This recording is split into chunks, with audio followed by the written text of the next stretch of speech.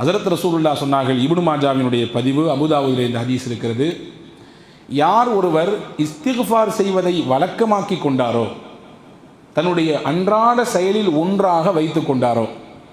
நம்மளில் இருக்கக்கூடிய மைனஸே என்னென்னா, சில விஷயங்களை கேட்கும்போது செய்யணும்னு நினைப்போம், ஆனால் அதை தொடர்படியாக செய்வது ரொம்ப நாதிர், குறைந்த நபர்களை தவிர்த்து மற்ற எல்லோராலும் அதை முழுமையாக தொடர்படியாக கடைபிடிக்க முடியுமா என்றால் அது ஒரு கேள்விக்குறிதான்.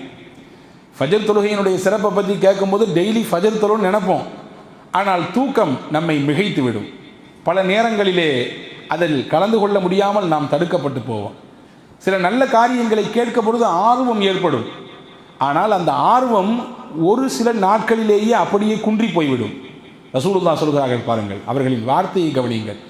யார் இஸ்திக்ஃபார் செய்வதை பற்றி பிடித்து கொண்டாரோ, அப்படின்னா என்ன அர்த்தம், வளமையாக செய்யக்கூடிய பழக்கத்தை எடுத்துக்கொண்டாரோ, அல்லாஹ் 3 விஷயம் அவருக்கு கொடுப்பான், 3 விதமான காரியத்தை கொடுப்பான். ஒன்று சொன்னார்கள், ஜஅலல்லாஹு மின் குல்லி தீகின் மஹ்ரஜா, அவருக்கு இருக்கும் எல்லா விதமான நெருக்கடிகளையும் அல்லாஹ் நீக்கி விடுவான். குடும்பம் சார்ந்த நெருக்கடியாகட்டும், தொழில் வியாபாரம் சார்ந்த நெருக்கடிகளாகட்டும், பொருளாதாரம் சார்ந்த நெருக்கடிகளாகட்டும், மனக்குழப்பம் சார்ந்த நெருக்கடிகளாகட்டும், என்னென்ன ரீதியிலெல்லாம் மனிதன் நெருக்கடிகளை சந்திக்கிறான், அக்கம் பக்கத்திலிருந்து வரக்கூடிய நெருக்கடிகளாகட்டும், அவன் கல்வி சார்ந்து ஏற்படுகிற நெருக்கடிகளாகட்டும், மனிதன் தலை கொடுக்கிற அத்துணை நெருக்கடிகளை விட்டும் அல்லாஹ் விடுதலையை தருவான். யாருக்கு? இஸ்திக்ஃபாரை 1 நாள் 2 நாள் இல்லை, வளமையாக செய்வதை பற்றி பிடித்து கொண்டவருக்கு. அடுத்து சொன்னாங்க ஸல்லல்லாஹு அலைஹி வஸல்லம், ஓ மின் குல்லி ஹம்மின் ஃபரஜா, எல்லா கவலையிலிருந்தும் அல்லாஹ் அவரை விடுதலை செய்வான். கவலை இல்லாத மனிதர் உலகத்திலே இல்லை. சிலருக்கு காசு பணம் இல்லையேன்னு கவலை, சில பேருக்கு காசு பணத்தை வச்சே கவலை, சில பேருக்கு பிள்ளைகள் இல்லையே என்று கவலை, சில பேருக்கு பிள்ளைகள் தான் கவலை. அவங்களால் படுற பிரச்சனையும் துன்பங்களும் நாளுக்கு நாள் சந்தித்து கொண்டிருக்கிறார்கள் இல்லையா? சில பேருக்கு பதவி பட்டம் இல்லையேன்னு கவலை, சில பேர் அதில் போய் உட்கார்ந்துட்டு ஏண்டா வந்து தொடங்கணும்னு கவலை. அப்போ கவலை இல்லாத மனிதர்களை வேறு விரிக்க முடியாது, பிரித்தெடுக்க முடியாது. அல்லாஹ் சொல்லுகிறான், இஸ்திக்ஃபார் செய்வதை வளமையாக்கி கொண்டால் எல்லா கவலையிலிருந்தும் மருந்தை அல்லாஹ் தருவான். கவலை தான் இன்றைக்கு உருமாறி மன அழுத்தத்தில் கொண்டு மனிதனை தள்ளி இருக்கிறது இல்லையா? மன அழுத்தங்கள், ஸ்ட்ரெஸ்ஸினால் பாதிக்கப்படக்கூடிய மக்களின் எண்ணிக்கை நாளுக்கு நாள் கூடிக்கொண்டே போகிறது. இந்த ஸ்ட்ரெஸ்ஸு தான் இதய நோய்க்கு மிகப்பெரிய மூலதனம், இதுதான் முக்கிய காரணம் என்று சொல்கிறார்கள். மற்ற விஷயங்கள்லாம் இருந்தாலும் கூட மன அழுத்தத்தின் உச்சநிலை தான் ஒரு மனிதனுக்கு மாரடைப்பு ஏற்படுவதற்கு முக்கிய காரணமாக இருக்கிறது. இதய சம்பந்தப்பட்ட கோளாறுகள் வருவதற்கு முக்கிய பிரதான காரணமாக இருக்கிறது என்கிறார்கள். அல்லாஹ்வின் தூதர் சொன்னார்கள், இந்த ஸ்ட்ரெஸ் இல்லாத வாழ்க்கையை நீங்கள் அனுபவிக்க வேண்டுமா? மன அழுத்தங்கள், பாரங்கள் எல்லாம் உங்கள் மனதிலிருந்து கீழே இறக்கி வைக்கப்பட வேண்டுமா? கவலை இல்லாத ஒரு சுதந்திர பறவையை போன்று நீங்கள் சுற்றித் திரிய வேண்டுமா? அதிகமாக இஸ்திக்ஃபார் செய்யுங்கள் என்றார்கள். அல்லாஹ்விடத்திலே அஸ்தக்ஃபிருல்லாஹ் அஸ்தக்ஃபிருல்லாஹ் என்று சொல்லுங்கள். அவனிடத்திலே பாவ மன்னிப்பை ஒவ்வொரு நாளும் கேளுங்கள். நம்மிலே பலர் நினைத்திருக்கிறோம், பாவ மன்னிப்பு கேட்பதற்கென்று ஒரு வயது, காலம், வரம்பெல்லாம் இருக்கிறது, அப்போ வந்தால் செஞ்சுக்கலாம். ஆனால் அது அப்படிப்பட்ட ஒரு அமல் அல்ல. எப்படி ஒவ்வொரு நாளும் தொழுகிறோம் இல்லையா? ஒவ்வொரு நாளும் தொழுகிறோம் 5 நேர தொழுகை, அதே போன்றுதான் ஒவ்வொரு நாளும் செய்ய வேண்டிய ஒரு சிறப்பிற்குரிய அமல் பாவ மன்னிப்பு, இஸ்திக்ஃபார். இதை செய்வதனால் கிடைக்கிற 2வது பலன், உங்கள் கவலைகள் எல்லாம் பறந்தோடும். அடுத்து முக்கியமாக ஸல்லல்லாஹு அலைஹி வஸல்லம் சொன்னாங்க, வரஸகஹு மின் ஹைஸு லா யஹ்தஸிப், அல்லாஹ் இந்த இஸ்திக்ஃபார் செய்யும் வளமை உள்ள மனிதருக்கு ரிஸ்கை கொடுப்பான். எப்படி கொடுப்பான்? அவர் எதிர்பாராத இடத்திலிருந்து கொடுப்பான். அவர் நினைச்சு கூட பார்த்துருக்க மாட்டார், இந்த இடத்துல இருந்தெல்லாம் வந்து நமக்கு ரிஸ்க் வழங்கப்படுமா என்று. ரிஸ்க் என்ன? சாப்பாடு மட்டும் கிடையாது, வாழ்க்கைக்கு தேவையான எல்லாம் ரிஸ்க். உங்கள் வாழ்வாதாரத்திற்கு என்னவெல்லாம் தேவையோ, நீங்கள் வாழ்க்கை நடத்த, நாம் மூச்சு விடுவதற்கு, குடும்பத்திலே பயணிப்பதற்கு, சமூகத்திலே நாம் கலந்து உறவாடுவதற்கு, நம்முடைய குடும்பத்தை பராமரிப்பதற்கு, அன்றாடம் காலையிலிருந்து இரவு தூங்கும் வரை, சொல்ல போனால் 24 மணி நேரமும் நமக்கு என்னவெல்லாம் தேவைப்படுமோ எல்லாமே ரிஸ்க். கல்வியும் ரிஸ்க் தான், அதே போன்று செல்வமும் ரிஸ்க் தான், ஆரோக்கியமும் ரிஸ்க் தான், எல்லாம் ரிஸ்க். இந்த ரிசுக்கை அல்லாஹ் அறியாத புறத்திலிருந்து கொடுப்பான். யாருக்கு? இஸ்திக்ஃபார் செய்வதை வளமையாக்கி கொண்ட அந்த மனிதருக்கு என்று நபிகள் நாயகம் ஸல்லல்லாஹு அலைஹி வஸல்லம் அவர்கள் சொல்லித் தருகிறார்கள். எனவே அன்புக்குரிய சகோதரர்களே, இந்த புனிதமான ரமதான் மாதத்திலே அதிகமாக குறிப்பாக நாம் எதிர்நோக்கி இருக்கக்கூடிய அந்த இரண்டாவது பகுதி, ரமதானினுடைய இரண்டாவது மையப்பகுதி, இதுதான் சொல்லப்போனால் ரமதானில் முக்கியமான பகுதிகளில் இது ஒரு முக்கிய இடத்தை பெறுகிறது. எனவே அல்லாஹ்விடத்திலே அதிகமாக பாவ மன்னிப்பு தேடுவதை நாம் வளமையாக்கி கொள்ள வேண்டும். உலகத்திலே எந்த சமுதாயத்திற்கும் கொடுக்கப்படாத ஒரு வாய்ப்பை அல்லாஹ் முஹம்மது ஸல்லல்லாஹு அலைஹி வஸல்லம் உம்மத்துக்கு தந்திருக்கிறான். நமக்கு மட்டும்தான் பாவம் செய்தால் நாமே அல்லாஹ்விடத்திலே நேரடியாக முறையிடலாம். நாமே அதற்கான கூலியை, அதற்குரிய பரிகாரத்தை அல்லாஹ்விடத்திலே கேட்கலாம். இதற்கு முன்னால் உண்டான சமுதாயத்திற்கெல்லாம் அப்படி வாய்ப்பே கிடையாது. பாவம் செய்தால் என்ன செய்ய வேண்டும்? அதற்கு தண்டனை, அதற்கு கூலி, நீங்கள் உங்களை குத்தி கொலை பண்ணுங்கள். ஃபக்துலு அன்ஃபுஸஹும். பனு இஸ்ரவேலர்களே சிலர்கள் இருந்தார்கள். அவர்களுக்கு பாவம் செய்தால் அதற்கான தண்டனை என்ன தெரியுமா? அவர்களே கொன்று கொள்ள வேண்டும். ஒருத்தன் கொலை பண்ணிட்டான், பெரிய பாவம் தான். ஒருத்தன் விபச்சாரம் செஞ்சு போட்டான், பெரிய பாவம் தான். இதற்கு என்ன பரிகாரம்? அவனை மாய்த்து கொள்ள வேண்டும் அல்லாஹ் சொன்னான். ஆனால் முஹம்மது ஸல்லல்லாஹு அலைஹி வஸல்லம் உம்மத்துக்கு மட்டும்தான் சிறப்பான சில விஷயங்களை அல்லாஹ் செய்து கொடுத்தான். சிறப்பான விஷயங்கள். பள்ளிவாசலில் மட்டும்தான் தொழுகை என்பது கிடையாது. அல் அர்து குல்லுஹா மசாஜித். பெருமானா சொன்னார்கள், பூமி முழுக்க பள்ளிவாசல் தான். எங்கே நீங்கள் விரும்பினாலும் தொழலாம். ஆனால் பள்ளியில் தொழுதால் கூடுதலாக நன்மை கிடைக்கும், அது வேற விஷயம். பள்ளியில் தொழுதால் இரட்டிப்பான பன்மடங்கு நன்மைகளை அல்லாஹ் தருவான். அதிலும் குறிப்பாக ஜமாத்திலோடு தொழுதால் உங்களுக்கு 27 மடங்கு 25 மடங்கு கூடுதல் நன்மை கிடைக்கும். ஆனால் தொழுகை என்று வந்துவிட்டால் எங்கேனாலும் தொழலாம். அல் அர்து குல்லுஹா மசாஜித். ஆனால் இதற்கு முன்னால் உண்டான சமுதாயத்திற்கு அப்படி எல்லாம் கிடையாது.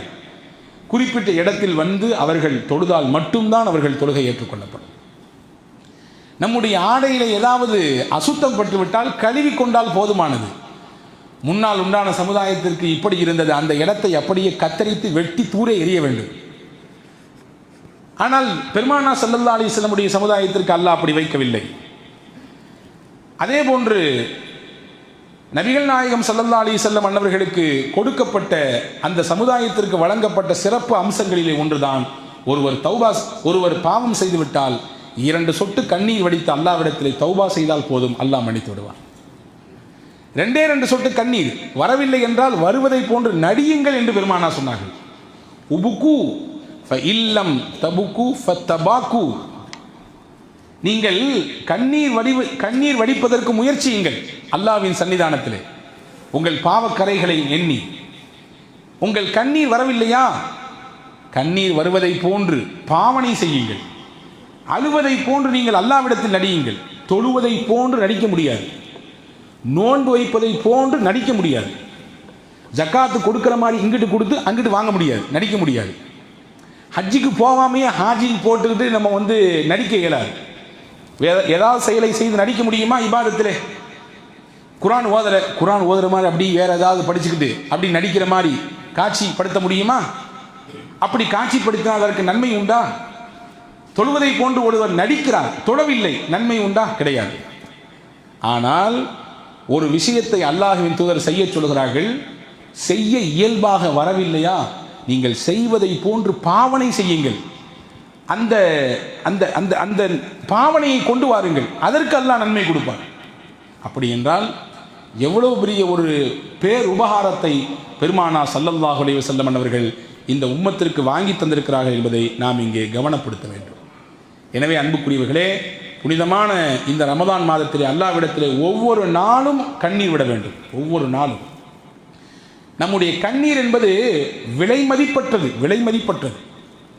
அது அல்லாஹ்வின் சன்னிதானத்திலே விடுமையானால் அதைவிட பெரிய விஷயம் அவனை திருப்திப்படுத்துவதற்கு வேற எதுவுமே இல்லை. வீட்டில் திடீர்னு 4 பேர் வந்து நின்று ஏதாவது முறைக்கிறாங்க, கடினமான வார்த்தை பேசுகிறாங்க, கூணு கும்பிடு போட்டு விடுகிறான் மனிதன் இல்லையா? என்னை விட்டு நான் புள்ள குட்டிக்காரன் சொல்கிறானா? ஏதாவது வீட்டிலே சிரமம், குடும்பத்திலே பிரச்சனை, தனிமையிலே உட்கார்ந்த அந்த கவலையிலே அவன் கண்ணெல்லாம் கலங்குகிறது. தன் பிள்ளைகளின் எதிர்காலத்தை நினைத்து கண் கலங்குகிறான். தன் தொழிலில் ஏற்பட்ட வீழ்ச்சியை நினைத்து வருந்துகிறான், மனம் வேதனைப்படுகிறான். தன்னை சுற்றி இருக்கக்கூடியவர்கள் கொட்டோ கொட்டென்று கொட்டுகிறார்களே, என்ன செஞ்சு என்னக்கு எதற்கு அப்படி நினைச்சு வேதனைப்பட்டு கலங்குகிறான். இதுவெல்லாம் மனித இயல்பு. அல்லாவின் சன்னிதானத்திலே உட்கார்ந்து தன் கடந்த காலத்தை நினைத்து தான் வந்திருக்கக்கூடிய பாதையில் எவ்வளவு பாவங்கள், எவ்வளவு அல்லாஹ்விற்கு மாற்றங்கள், எவ்வளவு கோபமான காரியங்களை சம்பாதித்திருக்கிறோம் என்று நினைத்து அந்த கடந்த காலத்தை நினைத்து கண்ணீர் விடுகிற பொழுது அந்த கண்ணீர் இருக்கிறது அல்லாஹ்விடத்திலே மகத்தான கூலியை பெற்றுத்தரும். ரசூலுல்லாஹி ஸல்லல்லாஹு அலைஹி வஸல்லம் சொன்னார்கள், ஒரு அடியான் தன் பாவங்களை நினைத்து விடக்கூடிய அந்த ஒரு சொட்டு கண்ணீருக்கு அல்லாஹ் கொடுக்கிற மதிப்பு என்னவென்றால், தராசின் தட்டிலே அடியானின் பயத்தால் வெளிப்பட்ட ஒரு சொட்டு கண்ணீரை எடுத்து வைத்து இன்னொரு மறுபக்கம் இந்த உலகத்தை தூக்கி வைத்தாலும் அந்த அடியானின் அச்சத்தால் வந்த அந்த கண்ணீர் துளிதான் கணத்தில் தாழ்ந்து நிற்கும் என்றார்கள். உலகமே தூக்கி வைத்தாலும் மேலே போய்விடும், அது கணம் இருக்காது. அடியான் வெளிப்படுத்திய அந்த ஒரு சொட்டு கண்ணீர், பயத்தால் வெளிவந்த அந்த கண்ணீர் துளி இந்த உலகத்தை தூக்கி சாப்பிடும் அளவிற்கு ஆற்றல் மிக்கது, பலமிக்கது என்று பெருமானார் ஸல்லல்லாஹு அலைஹி வஸல்லம் சொன்னார். எனவே அன்புக்குரிய சகோதரர்களே, ஒவ்வொரு நாளும் இந்த ரமதானிலே நாம் அல்லாஹ்வின் சன்னிதானத்திலே கண்ணீர் வடிக்க வேண்டும். கண்ணீர் வடித்து கேட்பதற்குரிய மிகச்சிறந்த நாட்கள் இந்த ரமதானை தவிர வேறு எதுவுமே கிடையாது. கண்ணீர் விடுத்து அவனிடத்திலே நம்முடைய குறைகளையும் நம்முடைய தேவைகளையும் நம்முடைய பாவங்களையும் முறையிடுவதற்கு இந்த நாட்களில் இருக்கக்கூடிய இரவை போன்று வேறு எந்த நாட்களிலும் கிடையாது. எனவேதான் நபிகள் நாயகம் ஸல்லல்லாஹு அலைஹி வஸல்லம் இதன் பகலிலும் இரவிலும் மனிதர்கள் செய்யக்கூடிய இபாதத்திற்கு அல்லாஹ் தருகிற வெகுமதியை பற்றி சொன்னார்கள். வெகுமதியை பற்றி சொன்னார்கள். மன் சாம ரமதான ஈமானன் வஹ்திசாபா, யார் நன்மையை எதிர்பார்த்து அல்லாஹ்வின் மன்னிப்பையின் மீது ஆதரவு வைத்து பகல் காலங்களிலே இந்த ரமதானில் நோன்பு வைக்கிறாரோ, ஊஃபிர லஹு மா தகத்தம மின் தன்பி, அவருடைய பாவங்களை எல்லாம் அல்லாஹ் மன்னித்து விடுவார்.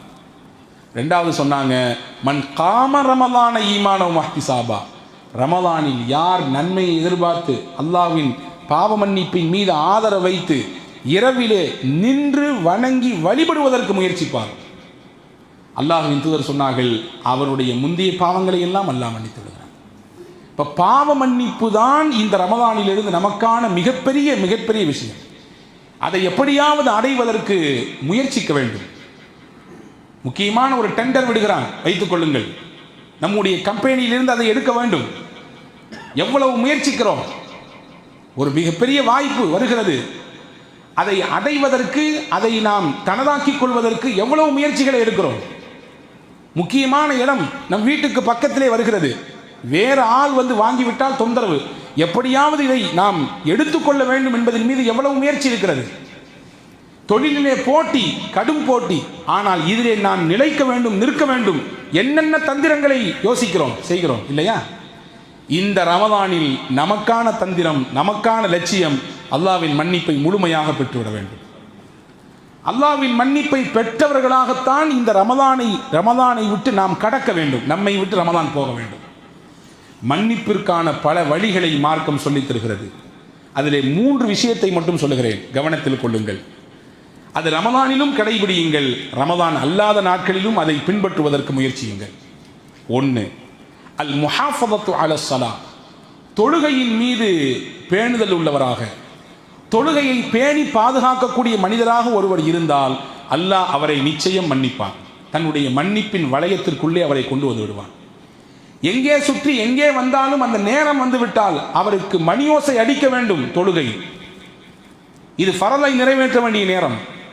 பள்ளிவாசலில் போய் முடிந்தால் நிறைவேற்று, இல்லை என்றால் நேரத்தை கடக்க விட்டு விடாதே, தொழுது விடு என்று உங்கள் உள்ளோசை உங்களை உணர்த்தி கொண்டே இருக்க வேண்டும்.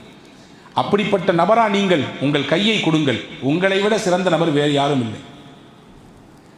இந்த சிந்தனையில் உள்ள நபராக நீங்கள் வாழ்ந்தால் அல்லாஹ்வின் மன்னிப்பு நேரடியாக உங்களுக்கு எல்லா காலமும் கிடைத்துக் கொண்டே இருக்கும். நபிகள் நாயகம் கேட்டார்கள், அரஐத்தும் லவ் அன்ன நஹரன் பிபாபி அஹதிக்கும் யக்ஸிலு மின்ஹு குல்ல யௌமின் 5 மர்ரா, உங்கள் வீட்டுக்கு பக்கத்திலே ஒரு பெரிய ஆறு ஓடுகிறது, அதிலே நீங்கள் ஒரு நாளைக்கு 5 தடவை குளிக்கிறீர்கள். சொல்லிட்டு கேட்டாங்க, ஹல் யப்கா மின் தர்னிஹி ஷையா, அவர் உடலிலே ஏதாவது அசுத்தம் இருக்குமா, அழுக்கு இருக்குமா? ஒரு நாளைக்கு ஒரு தடவை குளிச்சாலே நீட்டாக இருக்கலாம், ஆனால் 5 தடவை குளிக்கிறார், ஏதாவது இருக்குமா அவர் உடம்பிலே?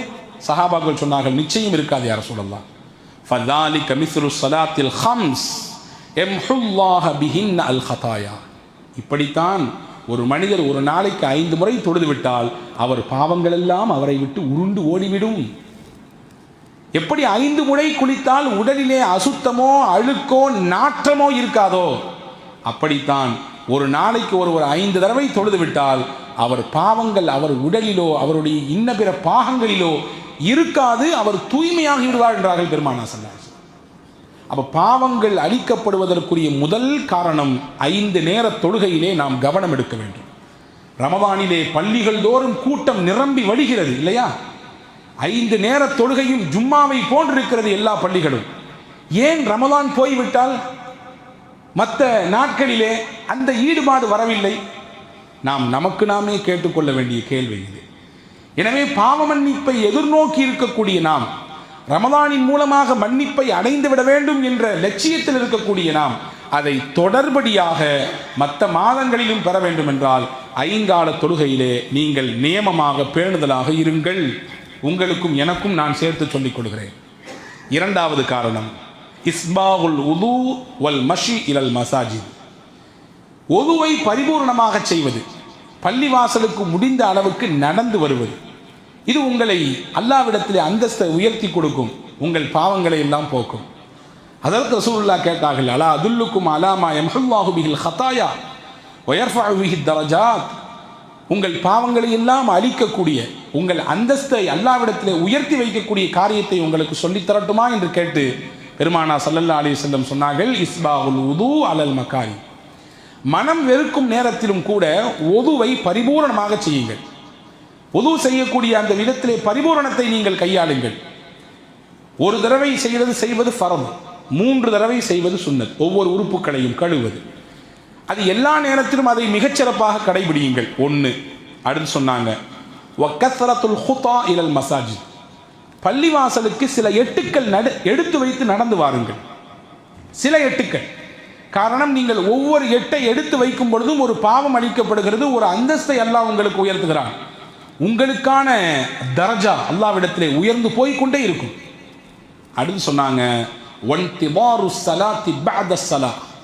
ஒரு தொழுகைக்கு பிறகு இன்னொரு தொழுகையை எதிர்பார்த்து காத்திருங்கள். ஒரு தொழுகைக்கு பிறகு இன்னொரு தொழுகை எதிர்பாருங்கன்னா கரெக்டாக தக்பீர் கட்டின உடனே வர்றதை தவிர்த்துட்டு முடிந்த அளவுக்கு கொஞ்சம் முன்னாடி வந்து சுன்னத்தை தொழுதுட்டு அடுத்த ஃபரதுக்காண்டி எதிர்பாருங்கன்னு அர்த்தம். இப்போ இந்த 3மே உங்கள் பாவங்களை அழித்துவிடும், உங்களை அந்தஸ்தை அல்லாஹ்விடத்திலே உயர்த்தி காட்டும். இப்போ பாவ மன்னிப்புக்கு எளிமையாக நம் வாழ்நாள் முழுக்க பின்பற்றுவதற்குரிய வழியை பெருமானா ஸல்லல்லாஹு அலைஹி வஸல்லம் இதன் மூலமாக காட்டுகிறார்கள். 2. 3வது பாவ மன்னிப்பை முழுமையாக பெறுவதற்குரிய வழிகளில் 3வது அல்லாஹ் அல் குர்ஆனிலே சூரா யாசீனிலே சொன்னான், இன்னமா துன்சிரு மனித்தபஅ ذிக்ர வ ஹஷியர் ரஹ்மான பில் கைப் ஃபபஷ்ஷிர்ஹு பிமக்ஃபிரத்தின் வ அஜ்ரின் கரீம். நபியே, நீங்கள் யாருக்கு அச்சமூட்டி எச்சரிக்கை செய்ய வேண்டும் என்றால் நம்முடைய உபதேசங்களை யார் பின்பற்றுகிறார்களோ 1. 2வது வ ஹஷியர் ரஹ்மான பில் கைப், மக்களின் பார்வையை விட்டு ஒதுங்கி தனிமையில் இருக்கிற பொழுதும் ரஹ்மானை யார் பயப்படுகிறார்களோ. எல்லாரும் இருக்கும் பொழுது நம்ம இந்த காரியத்தை செஞ்சால் நம்மளை எப்படி பார்ப்பாங்க, ஐயோ வித்தியாசமாக பார்ப்பாங்களே அப்படின்னு நினச்சி ஒரு விஷயத்தை விடுறது, பாவத்தை செய்யாமல் இருக்கிறது வேற. யாருமே இல்லாமல் தனி அறையில் இருக்கிற பொழுதும் பாவத்தின் எல்லா வாசல்கள் திறந்திருக்கிற நேரத்திலும் யாருடைய கண்களுக்கும் அகப்படாத இடத்தில் இருக்கிற பொழுது எல்லா பாவத்தின் அலைபோசைகள் உங்கள் இடத்திலே வந்த நேரத்திலும் அல்லாஹ் இருக்கிறான்றதுக்காக வேண்டி ஒரு பாவத்தை தவிர்ந்தால் ஹஜ்ரத் ரசூலுல்லாஹ் சொன்னாங்க, அல்லாஹ் சொன்னா ஃபபஷ்ஷிர்ஹு பிமக்ஃபிரத்தின் வ அஜ்ரின் கரீம். நபியே, அவருக்கு நீங்கள் சுப செய்தி சொல்லுங்கள். அல்லாஹ்விடத்திலிருந்து மகத்தான மன்னிப்பு அவருக்கு இருக்கிறது. வ அஜ்ரின் கரீம், சங்கையான கூலி அவருக்கு நாளை மறுமையிலே காத்திருக்கிறது என்றான் அல்லாஹ். அன்புக்குரியவர்களே, பாவத்தை தவிர வேண்டும். அது வெளிப்படையான பாவமானாலும் சரிதான், அந்தரமான பாவமானாலும் சரிதான். எல்லாரும் சேர்ந்திருக்கிற பொழுதாக இருந்தாலும் சரிதான், குறிப்பாக நம் தனிமையில் இருக்கிற பொழுது நம்மை தூண்டக்கூடிய சில பாவங்கள், நம் மன இச்சைகள் நம்மை அப்படி தட்டி எழுப்பக்கூடிய சில பாவங்கள், இதையெல்லாம் மனிதன் விடுகிற பொழுது அல்லாஹ்வின் மன்னிப்பிற்கு அவன் தகுதி உள்ளவனாக மாறுவான். தனிமை ஒரு மனிதனை ஆக உயரத்துக்கு உயர்த்தவும் செய்யும். அதே தனிமைதான் அதை பயன்படுத்த தவறினால் அவனை அதல பாதாளத்தில் கொண்டு தள்ளிவிடும். தனிமைதான் யாத்திகாஃப். அந்த யாத்திகாஃபிலிருந்து மனிதர்கள் அல்லாஹ்வை துதித்து வணங்கி அவனின் பக்கம் நெருங்குவதற்கு வாய்ப்பு இருக்கிறது. எத்தனையோ நபிமார்கள் தனித்திருந்தார்கள். தனித்திருந்து அல்லாஹ்வை திக்ர் செய்ததற்கு பிறகுதான் நுபுவத் என்ற பேரொளியை பெறுகிற அளவிற்கு ஆற்றல் பெற்றார்கள், வரலாற்றிலே பார்க்கிறோம். ஆனால் அதே தனிமைதான், அதை பயன்படுத்த தவறினால் பல விளைவுகளை, பல்வேறு சறுக்கல்களை வாழ்க்கையிலே சந்திக்க நேரிடும். உமர் இப்னு அப்துல் அசீஸ் ரஹிமஹுல்லா, உங்களுக்கு எல்லாம் தெரியலாம், 2வது ஜனாதிபதி என்று வரலாற்றிலே சிறப்பு பெயர் பெற்றவர்கள். அவர்கள் பற்றி வரலாற்றில் எழுதுகிறாங்க, உமர் ரலியல்லாஹு அன்ஹு என்ன தன்மலா இருந்துச்சோ அப்படியே அச்சு அசலா அவர்கிட்ட இருந்துச்சாமா. நீதத்தின் உறைவிடம் அவர் எளிமையின் மறு உருவம் உமர் இப்னு அப்துல் அசீஸ்.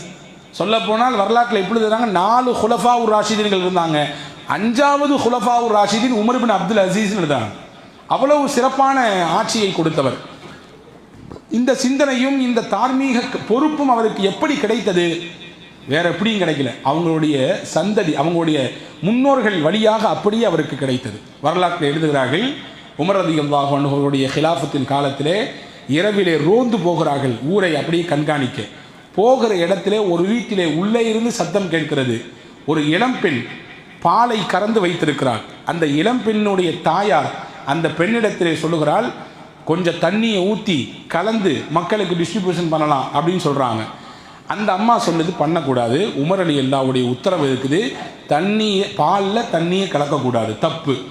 அந்த அம்மா சொல்லிச்சாமா, உமர் என்ன ஹலீஃபா நம்ம வீட்டில் திறந்து போட்டால் பார்த்துட்டு இருக்கிறாரு, வீட்டின் முகட்டை திறந்தா பார்த்துருக்கிறார், அவருடைய உத்தரவு இருக்கட்டும், நீ கலக்கிறத கல அப்படின்னு சொல்லி அம்மா சொல்ல, அந்த இளம்பெண் சொன்னது, உமர் பார்க்கல, உமரையும் உன்னையும் என்னையும் படைத்த அல்லாஹ் பார்க்கிறானே, உமர் பார்க்காட்டால் என்ன, அல்லாஹ் பார்க்கிறான், எனவே இந்த தப்பை செய்யக்கூடாது. இந்த பேச்சுவார்த்தை உமர் ரலியல்லாஹுவின் காதில் பட்டது, வேற ஒன்றுமே சொல்லவில்லை. அந்த இடத்தை விட்டு கடந்து போய்விட்டார்கள். வீட்டுக்கு போய் தன்னுடைய மகனை கூப்பிட்டாங்க. அவங்க பேர் ஆசிம் பின் உமர். ஆசிம் ரலியல்லாஹுவை அழைத்து சொன்னார்கள், உனக்கு நான் ஒரு பெண் பார்த்திருக்கிறேன். அந்த பெண்ணினுடைய தன்மை இப்படியானது, அல்லாஹ்வை எல்லா நேரத்திலும் பயப்படக்கூடியது, குறிப்பாக தனிமையில் அந்த பெண் அல்லாஹ்வை அஞ்சுகிறாள். இதை விட வேற என்ன வேணும் பெண் பார்ப்பதற்கு தகுதி? இந்த தகுதியை வைத்து நான் உனக்கு பெண் பார்த்திருக்கிறேன், முடித்துக் கொள்கிறாயா? தாராளமாக முடிச்சுக்கிறேன் நான். ஆசிம் அந்த பெண்மணியை நிக்காஹ் செய்தார். இந்த இருவருக்கும் ஒரு பெண் குழந்தை பிறந்தது. அந்த பெண் குழந்தையை அப்துல் அசீஸ் பின் மர்வான் இப்னு ஹக்கம், மர்வான் இப்னு ஹக்கம் என்று சொல்லக்கூடிய உமையாக்களின் மிகப்பெரிய ஆட்சியாளர்களில் ஒருவர், அவருடைய மகன் அப்துல் அசீஸ் ஆசிமுக்கு பிறந்த அந்த பெண் குழந்தையை திருமணம் செய்தார். இந்த தம்பதிகளுக்கு பிறந்தவர் தான் உமர் இப்னு அப்துல் அசீஸ். எங்கிருந்து உமர் இப்னு அப்துல் அசீஸுக்கு இந்த சிந்தனை வந்தது? நீதமாக இருக்க வேண்டும் என்ற பக்குவம் வந்தது, அல்லாஹ் பார்க்கிறான் என்கின்ற உணர்வோடு வாழ வேண்டும் என்கின்ற தன்மை பிறந்தது.